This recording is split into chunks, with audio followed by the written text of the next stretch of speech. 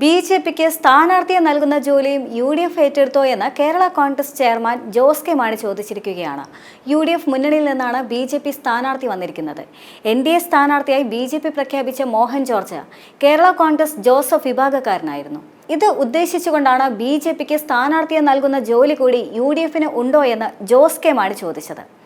UDF എന്നൊരു മുന്നണി തന്നെ ഉണ്ടോ എന്നത് സംശയമാണ്. എത്ര പ്രതിപക്ഷ നേതാക്കന്മാരാണ് യു.ഡി.എഫിലുള്ളത്?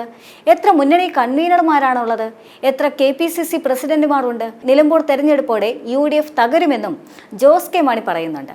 നിലമ്പൂരിലെ എൽ.ഡി.എഫ് കൺവെൻഷനിൽ സംസാരിക്കുമ്പോഴായിരുന്നു ജോസ് കെ മാണിയുടെ ഈ പ്രതികരണമെല്ലാം തന്നെ. കേരളത്തിൽ തുടർഭരണം എന്ന ചരിത്ര നേട്ടം കൈവരിച്ച എൽ.ഡി.എഫ് സർക്കാർ മൂന്നാമതും അധികാരത്തിലേറുമെന്നും ജോസ് കെ മാണി തന്നെ പറഞ്ഞു.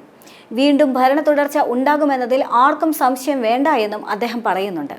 ബി.ജെ.പി സ്ഥാനാർത്ഥിയായ മോഹൻ ജോർജ് കേരള കോൺഗ്രസ് ജോസഫ് വിഭാഗക്കാരനാണ് എന്ന വിവരം പുറത്തു വന്നതോടെ പാർട്ടി നേതാവ് മോൻസ് ജോസഫ് എം.എൽ.എ പ്രതിരോധവുമായി രംഗത്തിറങ്ങിയിരുന്നു. മോഹൻ ജോർജിന് ഇതുവരെ ജോസഫ് ഗ്രൂപ്പ് പാർട്ടി മെമ്പർഷിപ്പ് നൽകിയിട്ടില്ല എന്നതായിരുന്നു മോൻസ് ജോസഫിന്റെ വാദം. ചുങ്കത്തറയിൽ നടന്ന മണ്ഡലം കൺവെൻഷനിൽ വന്നപ്പോൾ ഇരിക്കാൻ ഇടം നൽകുക മാത്രമാണ് ചെയ്തതെന്നും അല്ലാതെ മോഹൻ ജോർജിനെ ആരും പാർട്ടിയിലേക്ക് ക്ഷണിച്ചിട്ടില്ല എന്നും മോൻസ് ജോസഫ് പറയുന്നുണ്ട്.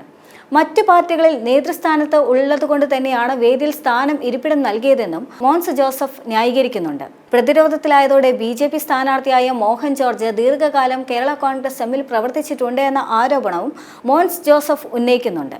മാണി ഗ്രൂപ്പ് വിട്ട ശേഷം മോഹൻ ജോർജ് ആർ ബാലകൃഷ്ണപിള്ളയുടെ പാർട്ടിക്കൊപ്പം പോയതായും മോൻസ് ആരോപിക്കുന്നുണ്ട്. അത് കഴിഞ്ഞ് ജനാധിപത്യ കേരള കോൺഗ്രസിനൊപ്പം ചേരുകയും ചെയ്തു. പിന്നീട് ജോസഫ് ഗ്രൂപ്പിൽ ചേരാൻ താൽപര്യപ്പെട്ട് മെമ്പർഷിപ്പ് ആവശ്യപ്പെട്ടിരുന്നതായി മോൻസ് വെളിപ്പെടുത്തി. എന്നാൽ പാർട്ടിയിൽ ചേർക്കാൻ മലപ്പുറം ജില്ലാ കമ്മിറ്റി തയ്യാറായില്ല എന്നാണ് മോൻസ് ജോസഫിന്റെ വാദം. സ്ഥാനാർത്ഥിയായി പ്രഖ്യാപിച്ച ശേഷമാണ് ബി.ജെ.പി മോഹൻ ജോർജിന് അംഗത്വം നൽകിയത്. കേരള കോൺഗ്രസ് ജോസഫ് വിഭാഗം ജില്ലാ സെക്രട്ടറി ഷാജു ചെറിയാനും മോഹൻ ജോർജിനൊപ്പം ബി.ജെ.പിയിൽ ചേരുകയും ചെയ്തിരുന്നു. എന്നാൽ മധ്യസ്ഥരിലൂടെ ബി.ജെ.പി മോഹൻ ജോർജിലേക്ക് നീങ്ങിയതിന് കാരണം മറ്റൊന്നാണ്. സ്ഥാനാർത്ഥിയെ നിർത്താതിരിക്കുന്നത് ആത്മഹത്യാപരമായിരിക്കുമെന്ന് മുതിർന്ന നേതാക്കൾ സംസ്ഥാന പ്രസിഡന്റ് രാജീവ് ചന്ദ്രശേഖരനെ അറിയിച്ചിരുന്നു. നിലമ്പൂരിലെ പ്രവർത്തകരും വെട്ടിലാവുകയായിരുന്നു. ലോക്സഭാ തെരഞ്ഞെടുപ്പിൽ 17,000 വോട്ടുകൾ വരെ കിട്ടിയ മണ്ഡലത്തിൽ മത്സരിക്കാതെ മാറി നിൽക്കുന്നത് സംഘടനാ ശക്തിയെ ബാധിക്കുമെന്നും ഭാവി മത്സരങ്ങളെ ബാധിക്കുമെന്നും അഭിപ്രായമുയരുകയും ചെയ്തിരുന്നു. തുടർന്നാണ് മധ്യസ്ഥർ വഴി ചർച്ച മോഹൻ ജോർജിലേക്ക് നീണ്ടത്. അങ്ങനെയായിരുന്നു ബി.ജെ.പിയുടെ പെട്ടെന്നുണ്ടായിരുന്ന സ്ഥാനാർത്ഥി പ്രഖ്യാപനവും ഉണ്ടായിരുന്നത്. എന്തായാലും ബി.ജെ.പി കൂടി സ്ഥാനാർത്ഥിയെ പ്രഖ്യാപിച്ചതോടെ നിലമ്പൂരിൽ വലിയ തരത്തിലുള്ള രാഷ്ട്രീയ മാറ്റങ്ങൾക്കാണ് ഇപ്പോൾ വഴിയൊരുങ്ങിയിരിക്കുന്നത്.